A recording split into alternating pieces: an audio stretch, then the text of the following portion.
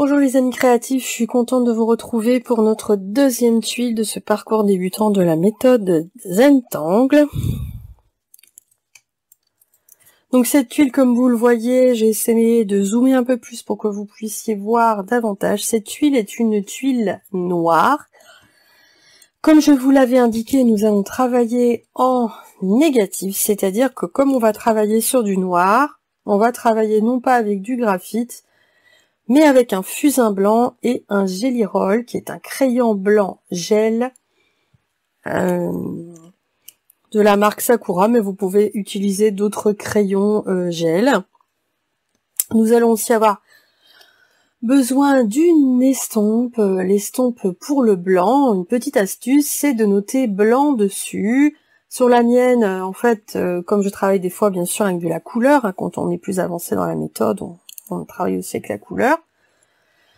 Donc en fait sur chaque estompe, je note la couleur en question, parce que ça a son importance dans le sens où si ensuite quand vous allez estomper, blender, eh bien les couleurs se mélangent, surtout le graphite et le blanc, ça va vous faire une couleur affreuse. Donc il faut consacrer une estompe, enfin là c'est plutôt un tortillon de papier par couleur. Donc, vous préparez ici au niveau des Gelly Roll, je vous montre, il y a du 0,8 qui est le classique, c'est un peu standard. Au niveau de l'épaisseur de la mine, hein, en fait, hein, c'est à ce niveau-là que ça se joue. Voilà. Après, vous avez dans cette marque-là le 0,5 qui va faire des traits plus fins. Je vais essayer de vous montrer ça. Ici, par exemple. Alors, il faut toujours les amorcer. Souvent, moi, je les secoue vers le bas. Plusieurs fois. Et avec le temps, ils ont tendance à sécher aussi. Hein. Problème de tous les crayons gel. Enfin, la marque Sakura, c'est une des meilleures marques, hein, quand même. Voilà, le 8. On voit que le trait est quand même plus épais. Et le 10. Voilà, qui est le trait le plus épais. Donc le 5, le 8 et le 10. Il n'y a pas tellement de différence, mais bon, donc dans le pack de démarrage que moi je vends sur la boutique, il y a... c'est pas la marque Sakura, c'est une autre marque, mais qui est très bien également, et il équivaut à un 0,8. Le fusain blanc Zentangle, qui est un fusain plutôt... c'est pas un tendre, c'est plutôt un fusain plutôt dur. Quand on connaît les différents types de fusains, on sait qu'il y a des tendres, des mi-tendres et des durs, et là c'est plutôt un dur. Disons que ça se travaille bien avec ce type de papier de la marque Zentangle. Après, faites vos expérimentations hein, si vous devenez un tangleur.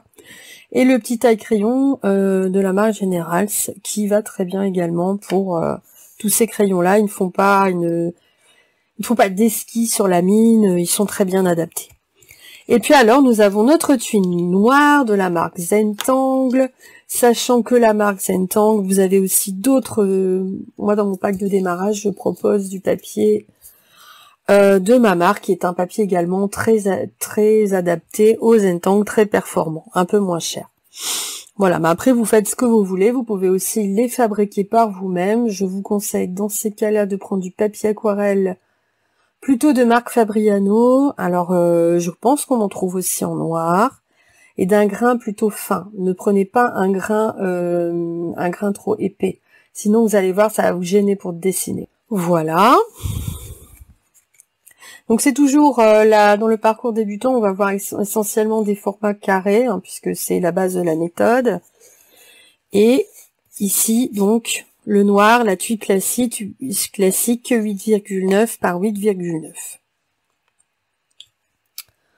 Donc on va commencer la première étape. On va d'abord donc apprécier et avoir de la gratitude pour ce moment qu'on se donne, ce moment où on va dessiner ensemble, où on va se relaxer. On va d'abord commencer par les étirements et les exercices de respiration habituels. Et puis on va y aller. Voilà. Donc, vous allez inspirer et souffler plusieurs fois. inspirez par le nez, expirez par la bouche. Allez tout au fond de votre expiration. Calez-vous bien sur votre siège, les pieds ancrés dans le sol. Oubliez tout ce que vous avez autour, ce qui peut vous contrarier ou autre. C'est valable également pour moi. Et on va y aller tranquillement.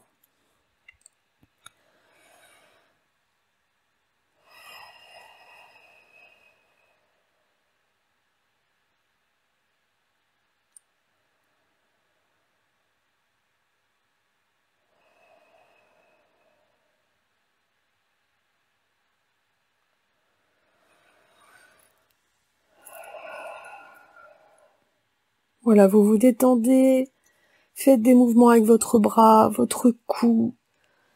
Vous éliminez tout ce qui peut vous distraire dans votre tuile.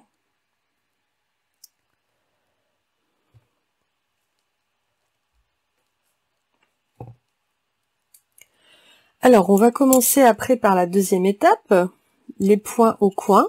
Donc, vous prenez votre fusain blanc. Vous voyez que c'est aussi un petit crayon comme le crayon de graphite. Donc, vous faites des coins, des points au coin. Sans trop calculer. Hein. Voilà.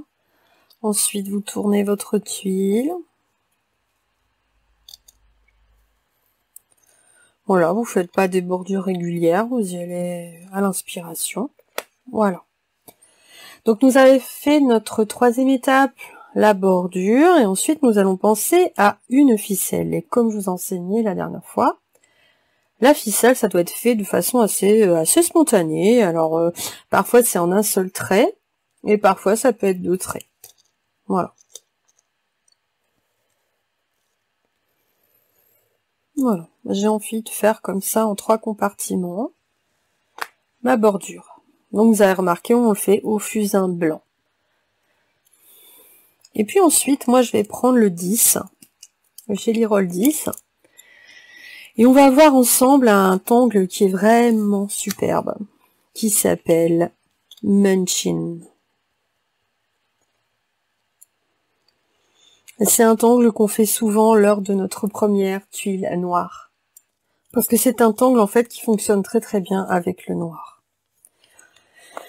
Donc je vous propose de prendre ce plus grand compartiment pour faire Munchkin. Alors vous allez voir que c'est un angle hyper intéressant. Alors, donc on y va avec notre Gelly Roll. Alors on va commencer à faire des points de manière un peu aléatoire. Un petit peu équidistant quand même, dans la mesure du possible. Donc moi je commence comme ça, après je vais voir. Puis vous allez, donc n'oubliez pas de continuer à respirer tout en dessinant. Hein, et de dessiner en pleine conscience. Vous êtes là pour vous relaxer. On va tirer un trait comme ça.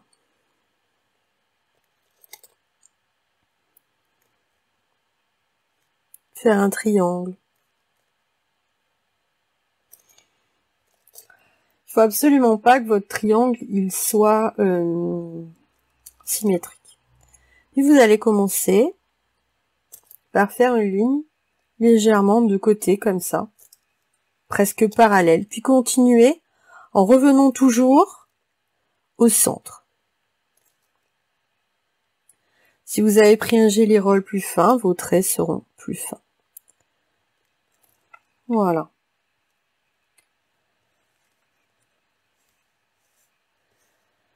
Puis vous allez faire un autre triangle.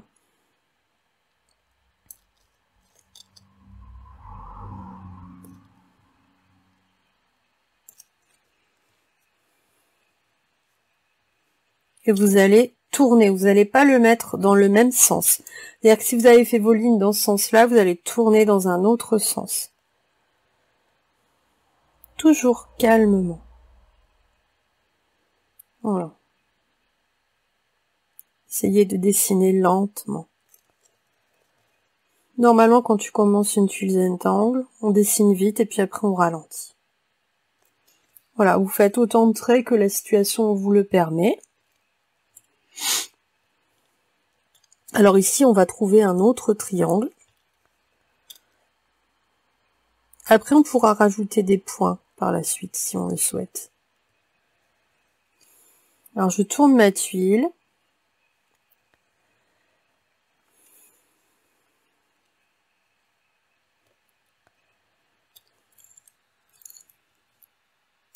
Et je me dis que je vais prendre cet angle-là. Le but étant de ne pas faire des motifs dont les traits, en fait, seront dans le même sens, dans la mesure du possible. Voilà. Donc, vous voyez ici, il y a un puits de lumière qui se crée à la pointe, puisqu'on revient toujours refaire nos traits. Et puis je me dis que là, j'irai bien aussi dans ce sens-là, pour celui-ci.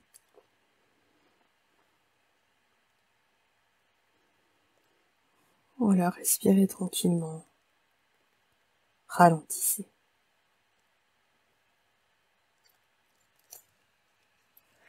Voilà, donc nous avons 4 triangles.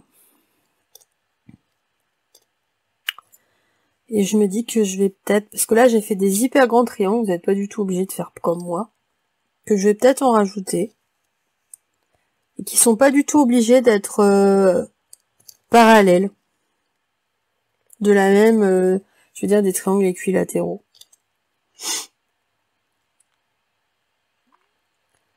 Dans la méthode Zentangle, on n'est pas du tout dans la perfection du dessin, mais dans le processus créatif qui va à la fois réduire votre anxiété, dessiner en pleine conscience et augmenter aussi votre créativité. Alors, en fait, c'est dans ce sens-là que je dois aller. Donc là, j'ai fait une erreur, vous voyez, parce qu'elles allaient se retrouver dans le même sens. Du coup, c'est pas grave, je vais la laisser là, no mistakes.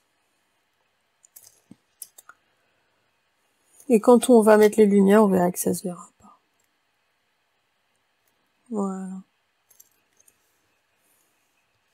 Ici, je vais en rajouter une là, qui va un petit peu masquer. Ça arrive, hein, vous voyez, moi, parfois, je me laisse un peu emporter. Alors ici, je vais essayer d'aller dessiner. Voilà, on essaye de continuer son dessin jusque la bordure en fonction de votre configuration. Et j'imagine en fait ce qui continuerait. Donc là, je fais mes traits. Hop. Et j'ai quand même une partie de mon triangle. Et ça va donner un relief très intéressant en fait. Ici, je me dis que j'ai bien envie de suggérer un triangle. Vous savez, qui normalement serait derrière. Alors vous n'êtes pas du tout obligé, si vous avez fait des plus petits triangles, ça va vous donner autre chose. Moi, ça fait plein de fois que je dessine Munchkin et j'ai jamais la même chose. Alors j'aime bien, comme ça. Je cherche un autre angle.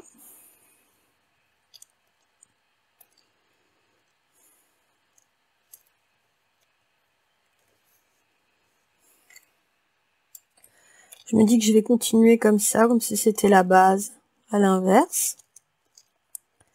Donc je retourne ma tuile.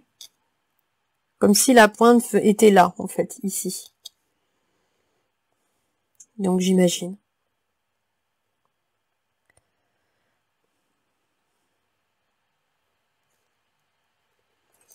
Voilà, ça donne un effet plutôt sympa.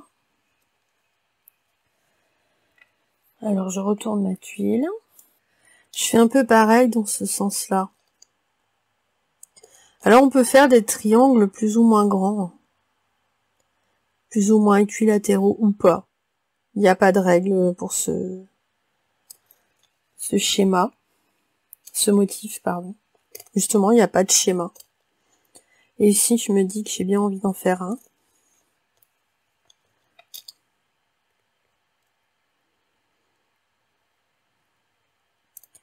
Donc bien sûr, toutes les tuiles que vous avez faites, vous pourrez les poster dans la communauté, hein, l'art du tangle. J'ai hâte de voir vos magnifiques tuiles, qui ne seront pas du tout comme les miennes.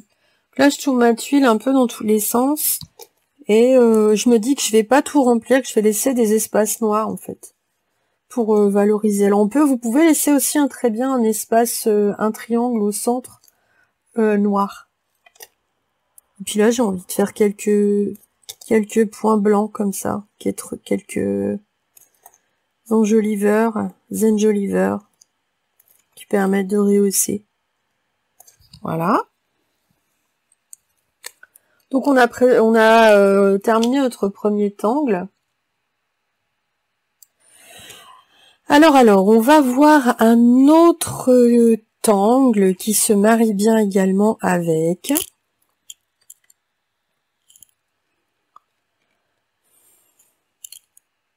Alors cet angle, il s'agit de AH. C'est comme un A, voilà. Vous allez voir que c'est un angle hyper festif. Je vous montre le pas à pas.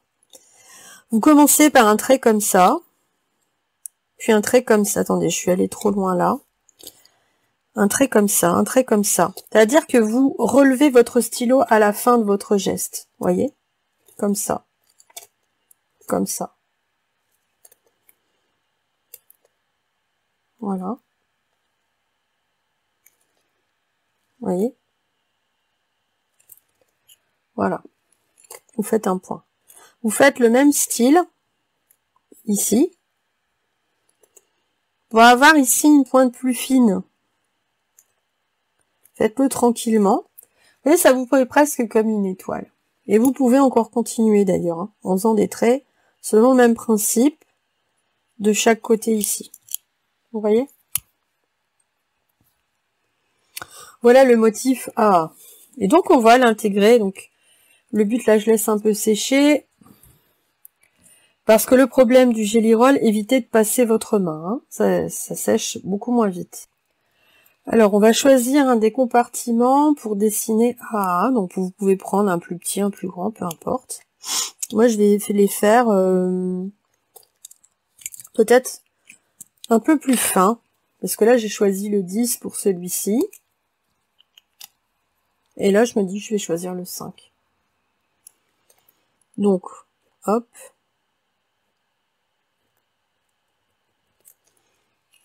Donc, si vous voyez comme moi que votre Gelly Roll, il manque de débit, vous essayez de l'essayer derrière. Et... sinon, une fois que c'est sec, vous pouvez repasser. Voilà. Dessinez tranquillement cette étoile. C'est un motif assez festif. Moi, je l'aime bien.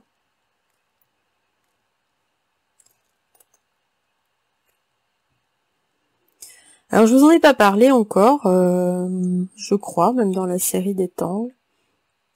Dans le cours, c'est que chaque tangle a un nom un peu rigolo, comme celui-ci, mais aussi un auteur. Donc, la plupart, il y en a beaucoup ici, c'est la société Zentangle Inc. qui les a inventés. Mais il y a aussi des tangles inventés par les CZT, les profs certifiés, comme moi, ou même par des tangleurs. Et donc, souvent, on cite le nom associé au tangle.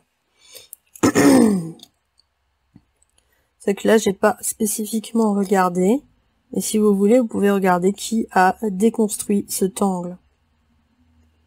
Là, je vais essayer d'en faire des plus petites. Puis là, je peux pas continuer parce que c'est derrière ma ficelle.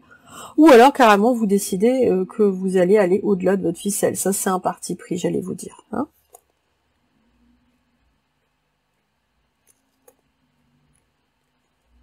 Voilà.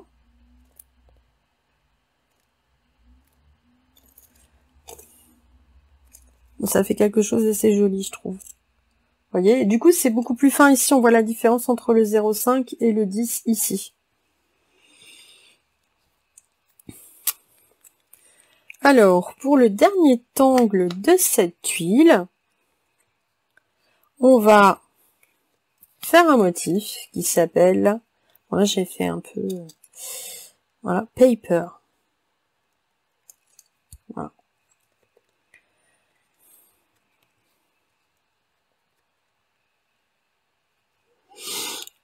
Et donc, paper, normalement, c'est fait carrément dans un rond. Une sorte de rond, comme ça. Et ici, je vais faire le motif intérieur de paper. Donc, on va dessiner voilà, des espèces comme ça de petits pétales. Ils vont même aller se lever sur la bordure ici. Hein. Vous pouvez les faire plus ou moins gros. Là, j'ai repris mon 10. Parce que pour le remplissage, ce sera plus facile. Mais vous pouvez faire plus fin. Je voulais vous montrer ça, en fait. Comment on peut s'adapter à ce qu'on veut, à l'effet qu'on veut. Donc là, vous allez en fait adapter votre dessin à la ficelle, à l'espace, le compartiment que la ficelle a laissé, si vous voulez. Donc ici, je peux les faire plus grands, puis ici un peu plus petits. Vous essayez de garder une sorte de rond central où ce sera pas dessiné. Puis vous faites vos pétales très tranquillement comme ça. Ou les allonger quand vous arrivez dans un espace où il y a plus de place. Vous essayez aussi qu'il n'y ait pas trop d'espace entre eux. Et n'oubliez pas de respirer. Voilà. Voyez un petit peu ce que ça vous fait. Alors vous pouvez très bien changer, refaire cette tuile, regarder encore une fois la leçon, et les assembler de manière différente. Donc normalement, paper, vous avez une sorte d'anneau comme ça, de rond autour. Voilà. Et ici, c'est un peu le compartiment qui va figurer ça. Et à l'intérieur, vous avez ces petits anneaux comme ça qui vont, qui sont noirs, qui vont figurer le motif de paper. Donc là, c'est déjà une petite variation. Parce qu'en méthode Zentangle, il y a le motif avec qui est déconstruit, il y a une sorte de pas à pas, de patron, hein, pour une séquence de dessin qui forme après un motif. C'est ces motifs qui vont vous permettre, en fait, quand vous connaissez les pas à pas, de vous relaxer parce que vous savez où vous allez aller. Mais vous verrez que ça va pas du tout brider votre créativité. Bien au contraire, ça va vous rassurer. Vous allez pouvoir vous détendre, prendre plaisir à cette méthode, à créer quelque chose par vous-même, réduire vraiment votre anxiété par rapport à ça. Il faut y aller sans attente parce que vous allez voir que votre tuile d'aujourd'hui, elle ne sera pas celle de demain. Puis parfois de changer de papier, de changer même de taille, de jelly roll, ça change beaucoup de choses. Mais c'est ça qui est bien, c'est que vous faites des explorations, en fait. Et puis après, vous allez justement, c'est là que je voulais en venir, faire des variations, ou tanglation, on dit en anglais. C'est-à-dire que parfois, vous allez adapter un motif, comme je fais là pour paper. Donc je vous montre un petit peu aussi une première variation. Plutôt que faire paper dans son espace habituel de rond, n'hésitez pas à aller sur le site Tangle Pattern, où vous verrez le pas à pas classique de paper.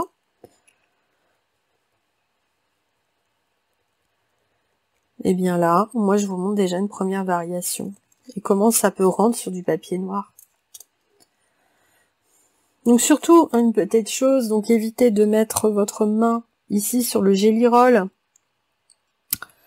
Et puis d'attendre que ça ait séché à un endroit pour repasser dessus si vous trouvez que c'est pas assez blanchi en fait. Hein. Parce que sinon, ça va vous faire quelque chose de vraiment pas beau.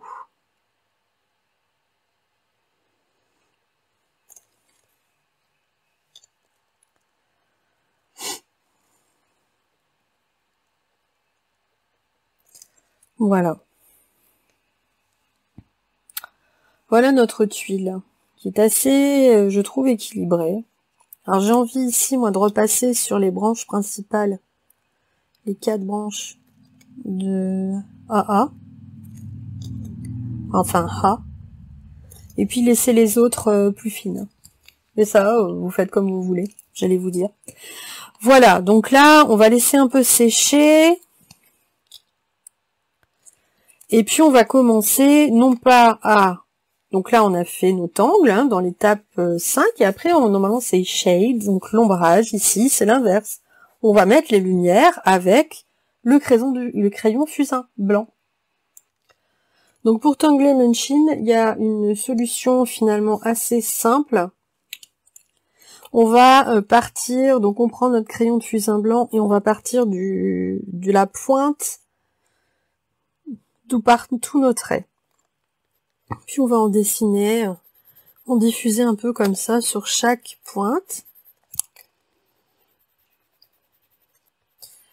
C'est, disons, l'ombrage classique, enfin là, les lumières, qui va permettre de dessiner toute cette structure. Voilà. Et donc de sublimer ce motif. Ensuite, vous prenez votre estompe, votre petit tortillon blanc, et puis vous commencez à diffuser cette lumière. Donc, le principe, c'est de laisser plus de lumière ici et de l'estomper pour qu'elle soit de plus en plus légère, de plus en plus dégradée, au fur et à mesure que vous allez descendre sur votre triangle. Parce qu'il faut laisser quand même du noir à la base. Voilà, vous voyez tout de suite ce que je vous disais. C'est ça, ça devient vraiment beau. Voilà. Puis gardez votre confort de dessin en tournant votre tuile à chaque fois. Et en diffusant la lumière, comme ça. Voilà, donc vous voyez tout de suite, ça va prendre un autre visage. Si vous voulez renforcer un peu la pointe, quand même en remettant du fusain blanc, pour faire davantage un dégradé. Vous voyez, là on voit vraiment bien la pointe très blanche et vous la laissez comme ça, à part que là on voit plus sa démarcation, mais voilà. Le but étant vraiment de faire ça. Ensuite, je vais vous montrer quelque chose qu'on peut faire également pour mettre en valeur Munchkin. Vous allez prendre votre crayon PN et on va rajouter du contraste. C'est-à-dire qu'à la base, là où il y a quand même encore du blanc, vous allez faire un trait comme ça, dans l'autre sens. Donc ici, on peut quand même suggérer un peu de lumière. Vous en mettez un tout petit peu, vous essayez de l'estomper. De la même manière ici. Oui. Voilà. Si vous vous trompez, entre guillemets, de sens, dites-vous que no mistakes. Que des possibilités d'exploration. Donc là, moi, je renforce mon trait en le passant plusieurs fois. Et à chaque fois, je tourne ma tuile pour arriver à la base de mon triangle. Et vous voyez que ça rajoute vraiment un volume incroyable. Si je me rends compte que j'ai pas assez diffusé. Voilà. Donc je fais ça. Forcément, ça souligne déjà plus le volume. Et la direction, ici on va pas le faire parce que c'est vraiment que la pointe. Et ensuite je vais prendre mon Gelly Roll et je vais faire pareil. C'est-à-dire que je vais comme décoller ma pointe à la fin de mon trait. Comme ça. Vous voyez? Et je vais me mettre sous la ligne noire, tout en essayant de pas la passer au-dessus si vous voulez, sinon on repassera, et hop, voyez. Ça c'est quelque chose qui est intéressant, qui va vraiment beaucoup valoriser Munchkin. C'est vraiment des techniques de tangle, ça. Donc là, je sais pas, assez collé. Voilà, j'ai fait le tour, et il y en a un où j'ai un peu effacé, donc je vais repasser, voilà, tranquillement. Voilà. Voilà comment on peut valoriser Munchkin, qui est vraiment le premier tangle qu'on va faire quand on commence la méthode Zentangle. Alors après, il y a AA. Alors on peut faire quelque chose d'assez simple, c'est faire une sorte de rond comme ça, vous voyez. Et après diffuser avec le tortillon. Très doucement. Hein. Donc essayez toujours de laisser votre main comme ça en dehors de la tuile parce que le Gelly Roll, comme je vous ai dit, ça sèche pas des masses. Ça sèche mais beaucoup moins rapidement que l'encre des Pigma Micron. C'est une autre façon de dessiner. Et vous voyez, ça vous donne des choses vraiment superbes, je trouve.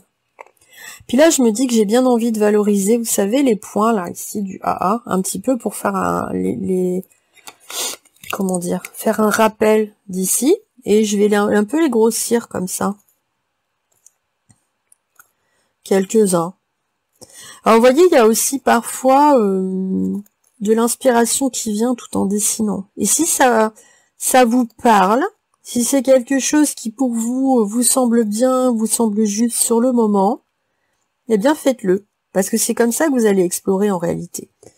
Même n'ayez pas peur de vous dire ah je vais peut-être gâcher ma tuile, parce que bien souvent c'est pas du tout le cas. Et même si entre guillemets vous avez l'impression que ça l'a gâché, en réalité vous allez toujours trouver quelque chose de positif dans votre tuile. C'est jamais gâché quoi. Voilà, alors ensuite, je vais faire un peu le même ombrage pour Paper. On peut aussi faire un ombrage ici. C'est jamais évident parce que le Jelly Roll comme ça, c'est pas évident pour que ça se voit vraiment bien. Donc il faut toujours garder un équilibre où il faut, voilà, que je garde du noir au centre. Voilà. Et alors moi ce que je vais faire, je vous ai déjà montré parce que j'aime vraiment bien ça, c'est que je vais quand même ombrer ma ficelle, mes bordures. Voilà, donc là les bordures, parce que je trouve que ça rend vraiment bien. Donc ici elle a un peu disparu derrière. Bon, je reste sur ma lancée avec ce que j'ai de fusain blanc sur mon tortillon. Comme c'est quand même un fusain assez dur, il va pas s'estomper trop, vous savez, se diffuser partout. Voyez? Dès que vous ajoutez quelque chose de plus, le Zentangle c'est magique parce qu'il se passe quelque chose en fait. Et c'est pour ça que même sur une tuile, vous avez de multiples possibilités. D'utiliser ou non votre ficelle à la fin, de faire plein de choses différentes. Franchement, l'expérience du noir, et après, quand vous serez plus avancé, vous verrez aussi qu'on peut mettre de la couleur sur le noir. C'est des choses que je proposerai dans des parcours plus avancés. Voilà. Moi, je trouve notre tuile vraiment chouette. Je sais pas ce que vous en pensez. Elle est vraiment très jolie. Alors, à la fin, ce qu'on fait, une fois qu'on a ombré ou mis les lumières, j'ai encore envie de travailler un peu cette lumière. Voyez. Là, je vais faire un contour plus net et là, plus dégradé.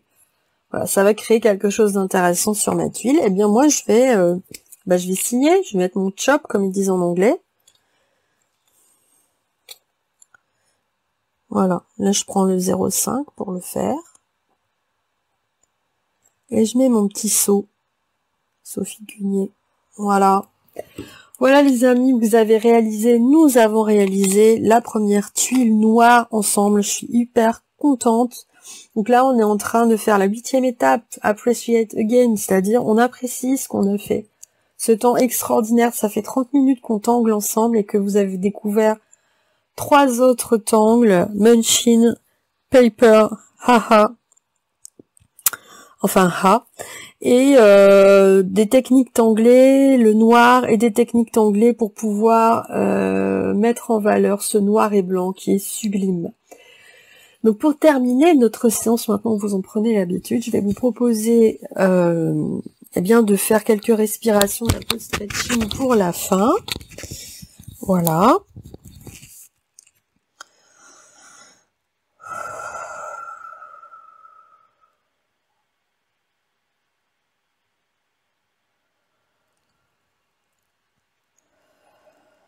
Bougez un peu vos bras, votre dos, vos épaules.